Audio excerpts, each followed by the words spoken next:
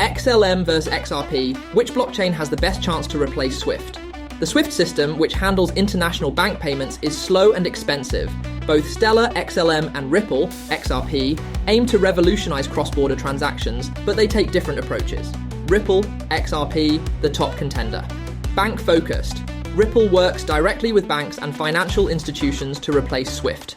RippleNet and ODL, its on-demand liquidity ODL solution, allows instant cross-border transactions. Major partnerships.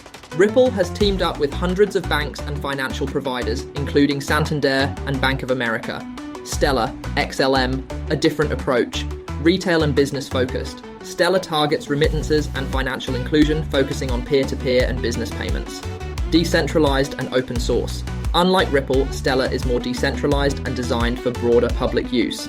IBM partnership. Stella powers IBM's WorldWire, which connects banks for cross-border transactions. Less bank adoption. While Stella has partnerships, it doesn't have the same level of banking integration as Ripple at this time. Who has the best chance to replace SWIFT? XRP is the stronger candidate for taking over SWIFT's role in high-level banking transactions due to its deep ties with financial institutions and its RippleNet infrastructure.